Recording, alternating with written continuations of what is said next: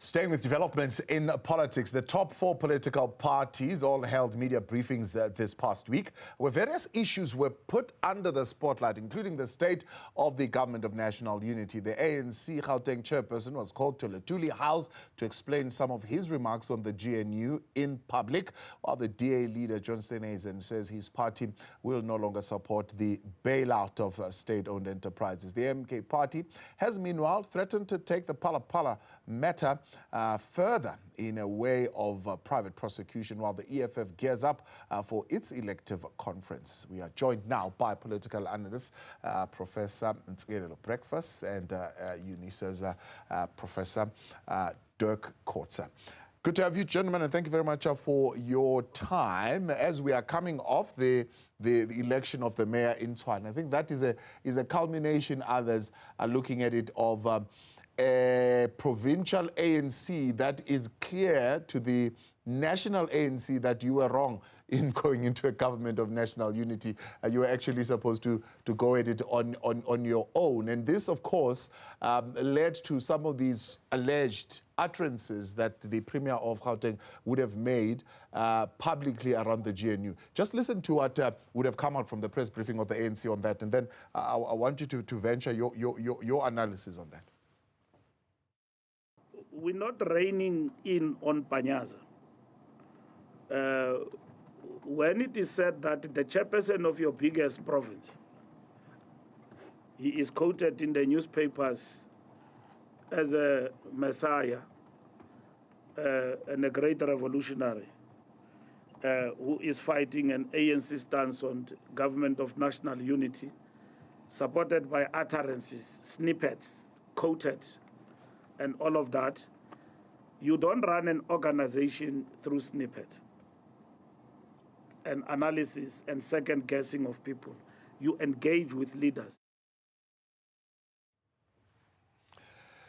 Prof. Kotze, this thing of the Government of National Unity, it seems it's a thorn not only in the alliance partners, but in the ANC structures itself, especially when it comes to Gauteng. But also how it's playing out, others are saying it's beginning to also work itself into the succession debate.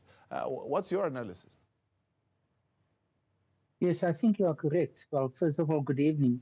Yes, I think you are very much correct that it has now, it's spreading it in terms of the consequences or the implications in various parts of, especially the ANC, as the biggest party in the Government of National Unity.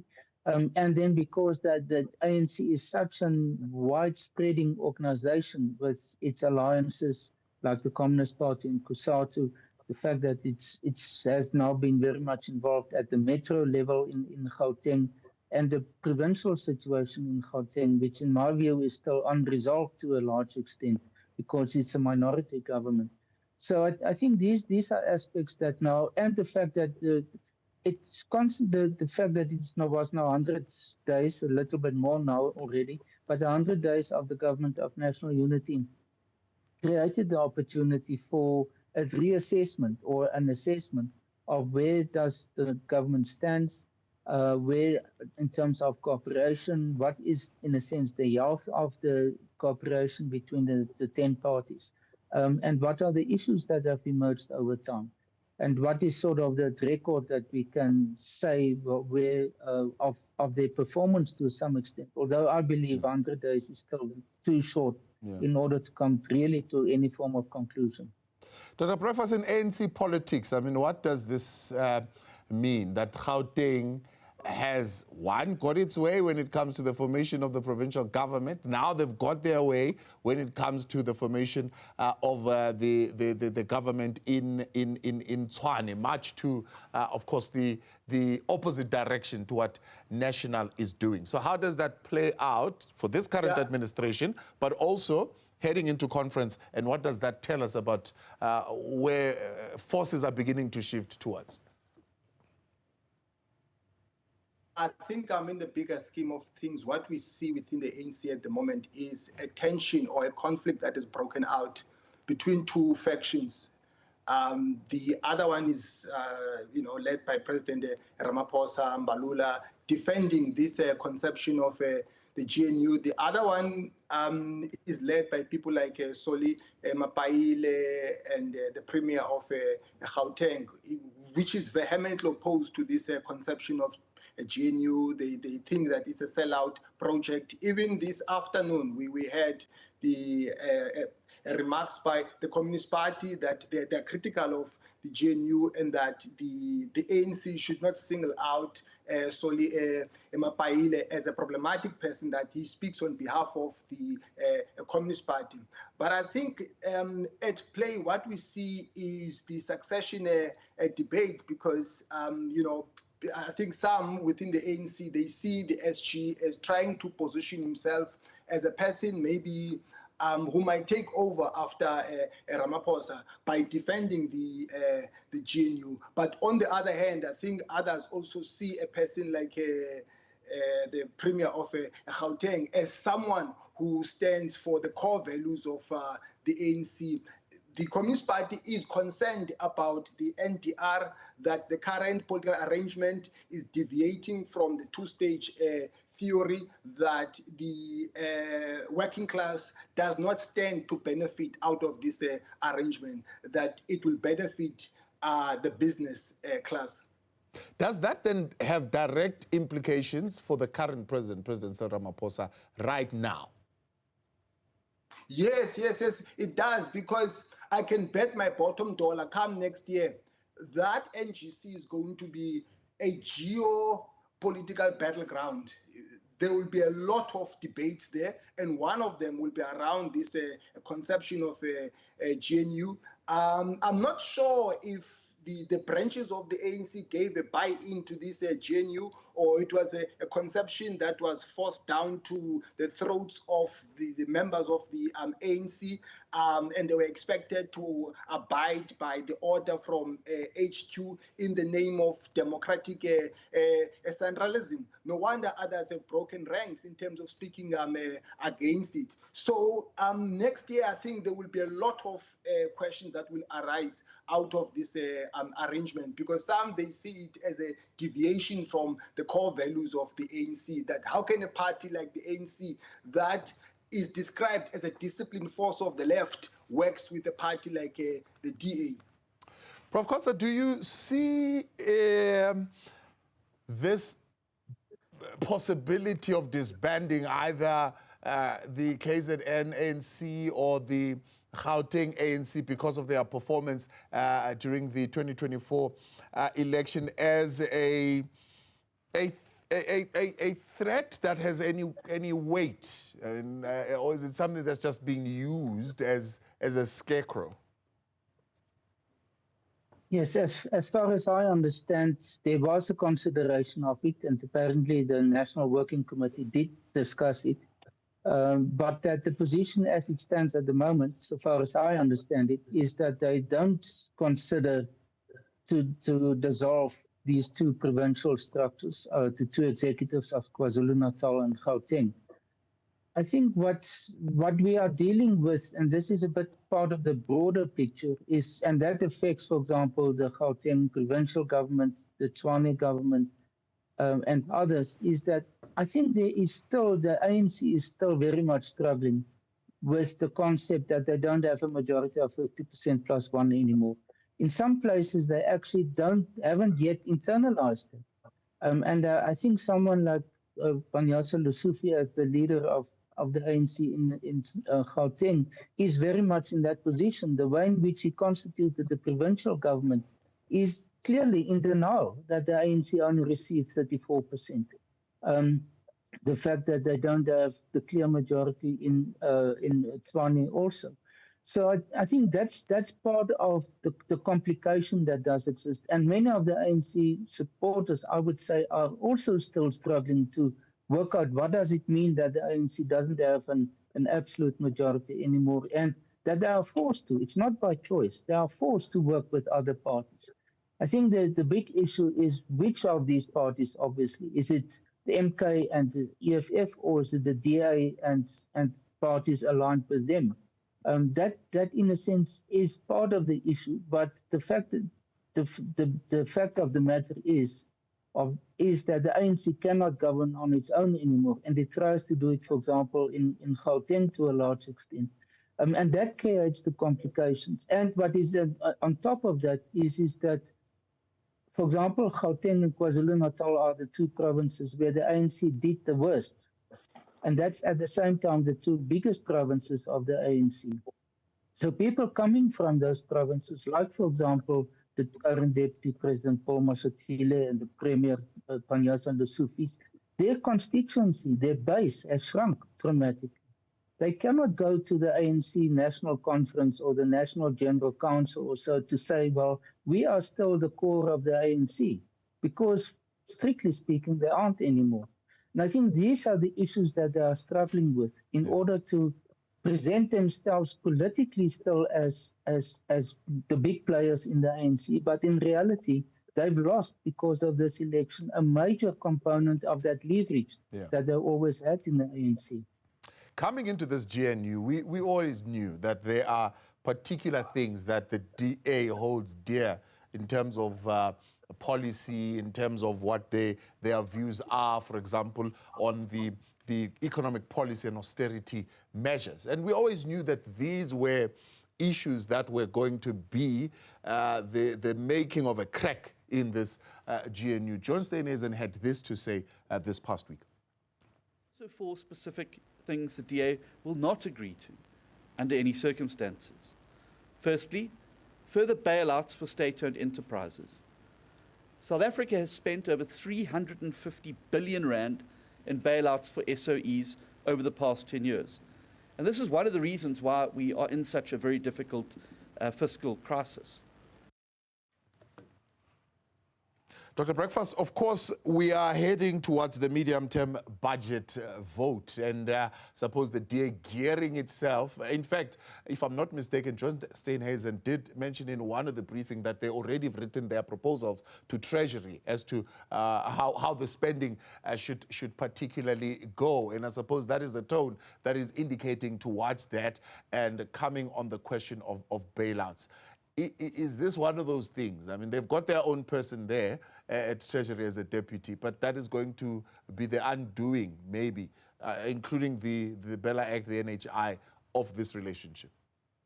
Tabo, the issue of budget is of paramount importance because the DA does not support expansionary fiscal policy, which is a fiscal policy that spends a lot of money. Remember, they've been arguing that we need to implement fiscal discipline, whereby there is a reduction of government expenditure in order to settle the debt. Now, one of the problems that we have had as a country is budget deficit, meaning that we spend more than what we have.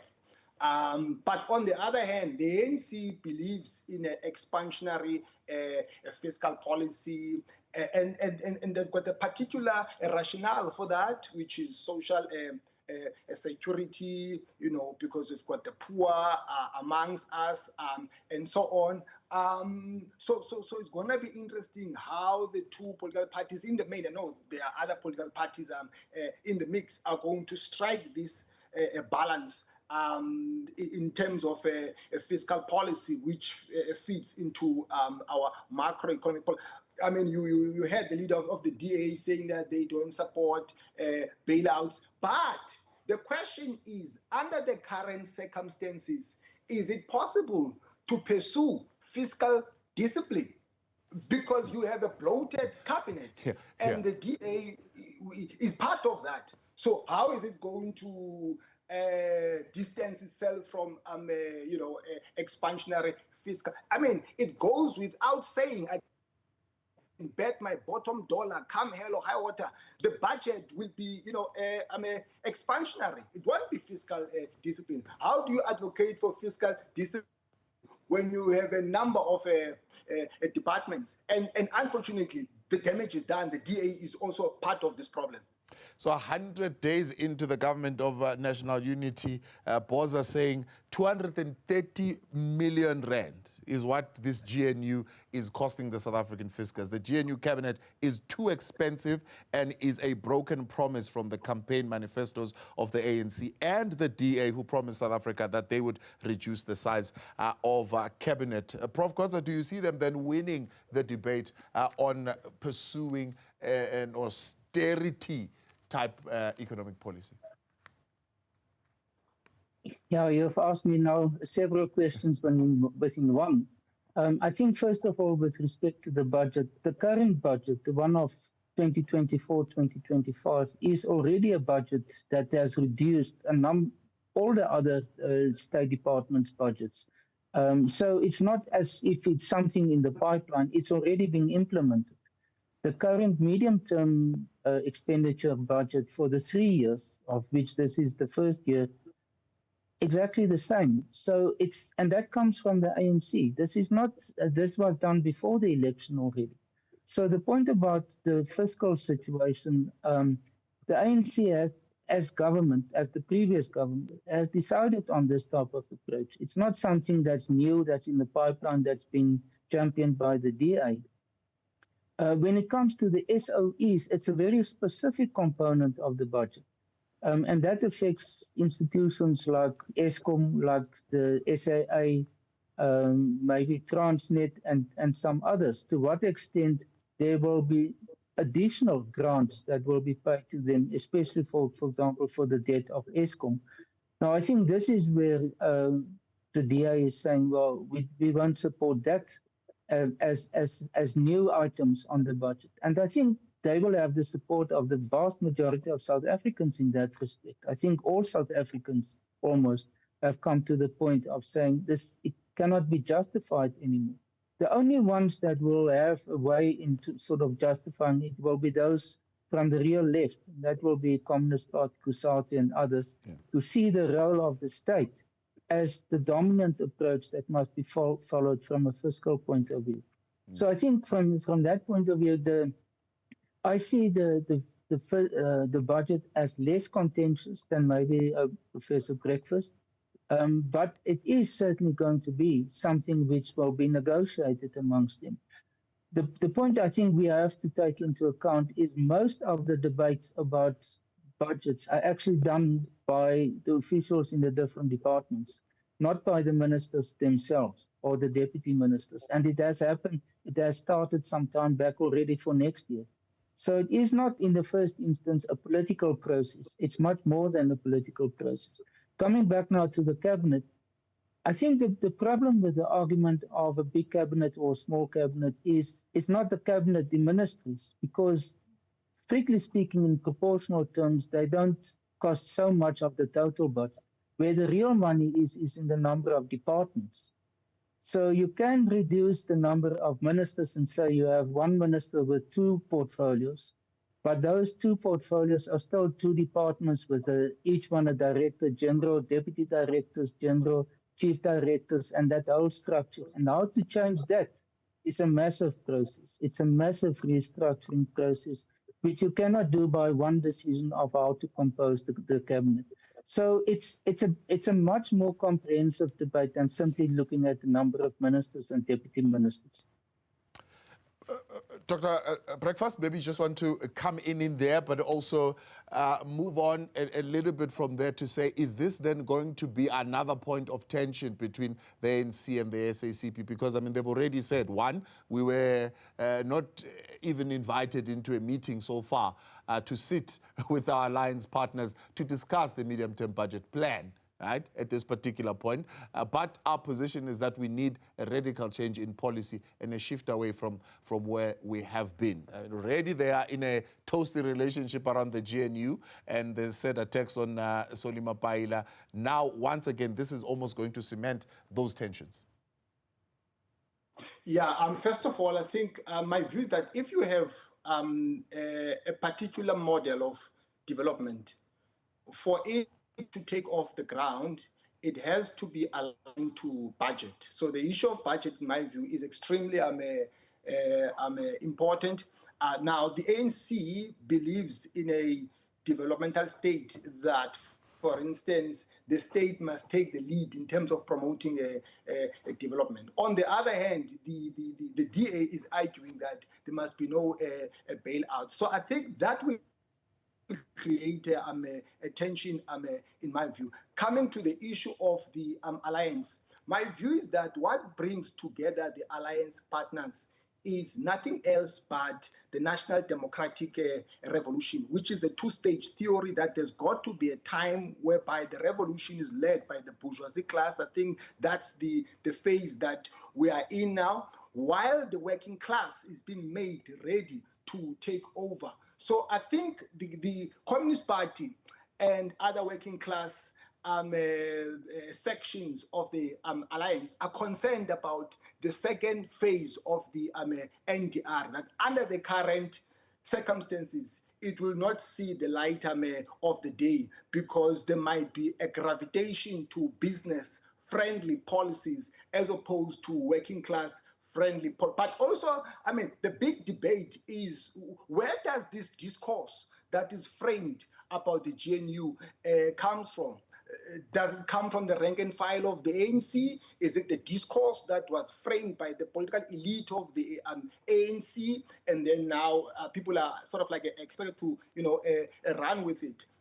So it's a tension that is a thorny issue within the alliance, in my view, and it looks like it's going to escalate, because we've had a Bekim Tola from KZN taking a swipe at the Secretary General of the Communist Party. Yeah. Before I run out of time, I want to touch on these areas. One is this clip by the MK party. Listen to this, and we'll get some of the analysis on it in a moment.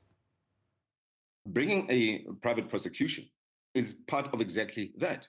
We need to, and we've said, we will deal with the Phala issue inside Parliament and outside of Parliament. And we'll use any prescripts within the law to deal and to surface the issues that South Africans themselves are concerned about when it comes to this president that is a constitutional delinquent. So if it means that launching a private prosecution case and surface these issues so that South Africans can be aware of what kind of person it is that is basically loitering in the union buildings when they should not be there as a president representing them, then so shall it be. We will do so. Prof. Kotze, are we seeing another fees must fall, not fees must fall, Zuma must fall in the making, but this time around will be a pay back the money in terms of Phala? Look, it's not state money, of course, but of course it's a hook that would be used, one, to disrupt the president in his appearances in Parliament, if that's the route that the MK will want to take. I doubt. It seems they might want to take more the legal route because of the stature of a man like Dr. John Klope there, who knows his way around the legal matters.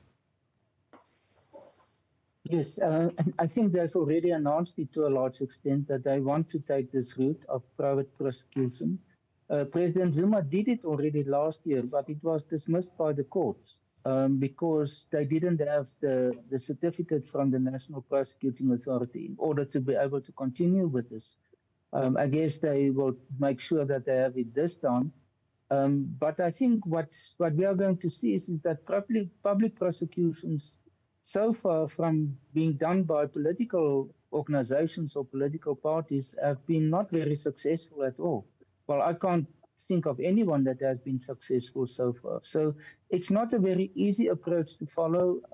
The fact that the National Prosecuting Authority decided in Limpopo decided against any form of prosecution, I think will weigh quite a lot also in such a decision ultimately, and whether the courts will accept such a case to be put on the trial. So because it's not urgent, it can take many years before this will really be heard also. So there's also no guarantee that it will be done in the next few months. Yeah. So there's many aspects. I think another point that counts is that all the different official bodies, like the Public Protector, like SARS, like the Reserve Bank, and others, the Hawks, they've all indicated that there isn't a case that they want to prosecute, or that there is no, they don't discover evidence which implicates President Ramaphosa. So that, I would say, is another matter that might be also relevant for these considerations. So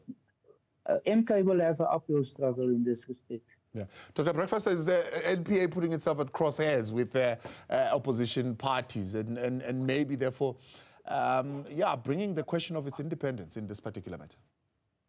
Yes, Thabo, I think most people are taken aback by the turn of events. I mean, they did not see this one coming, that NPA is backing off now from this thing, because there are a number of questions about the issue of Phala, whether the president was tax compliant and so on.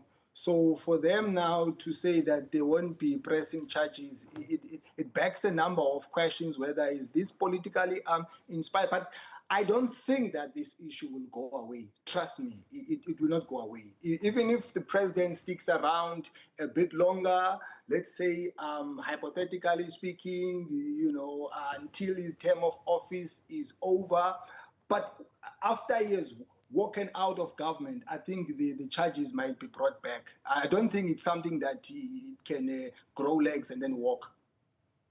The question, of course, we asked coming into the 2024 elections was whether KZN will be the battleground for the ANC, the EFF and the MK party. It does seem that is still a question that still exists. But whether it will be between the ANC, the EFF and the MK party, is out there, or more an MK party and EFF kind of battle. Listen to what Julius Malema had to say. The CCT has taken a decision to leave the structures of the KZN as intact as they are. We are going to rebuild KZN together with those existing structures. So there is no structure in KZN that is going to be disbanded. If it gets disbanded, it will not be on the basis of 2024 elections. Suppose Prof. Kotze, KZN, even more important now with Floyd Shivambu being there and driving and steering the MK party. Yes, that is indeed so. I think KwaZulu-Natal was, for the EFF in the past election, possibly their worst case, because there they lost from 7.5%, to 2%. Well, they lost 7.5%, from 9% to 2%. So this is the province where they lost the most in percentage-wise. In Gauteng, they also lost, and that is why nationally their numbers are down. What I think is also significant is that Floyd Shivambu was mandated by the EFF to be their election campaign manager in KwaZulu-Natal. So it is, in a sense, a reflection on him also, the fact that they did so poorly there as a political party, and that MK did so exceptionally well there at the same time. I think what we are therefore seeing is that the EFF earmarked KwaZulu-Natal as the province where they wanted to grow. Remember, they launched their election manifesto there together with MK and the ANC. So it clearly saw KwaZulu-Natal as one of their potential growth points, and not where they are standing at the moment. So for them, for the EFF, it is really going back to the drawing board in order to see what they can rescue in the case of KwaZulu-Natal. But this has become a boiling pot. No, but not only for the EFF, obviously for the ANC even more, because the losses there are more dramatic than that of the EFF. And then to what extent what will be the position of MK in that respect, as well as the IFP. The IFP also increased their position in KwaZulu-Natal. And that is why we have the coalition at the moment. They have the ANC, the DA, IFP, and NFP, but with a very, very small majority. So it is possibly the most precarious situation that one can imagine at provincial level. Dr. Breakfast, do you see an EFF thriving in KwaZulu-Natal, especially with a chap like Marshall Dlamini, who's the SG of the organization at the moment? I beg your pardon, Thabo, sorry, I missed that. I'm saying, do you see a EFF that is thriving in KwaZulu-Natal, especially with a leader like Marshall Dlamini, who is the SG of the party? I think it's going to take a lot of doing from them to cause a major shake-up, because the gains of the MK party have been the losses of the EFF and the ANC. I think the EFF benefited a great deal from some of the factional battles of the ANC, in particular during the time of Jacob Zuma and the Ramaphosa faction. Some people did not vote for the ANC in KZN, voted for the EFF.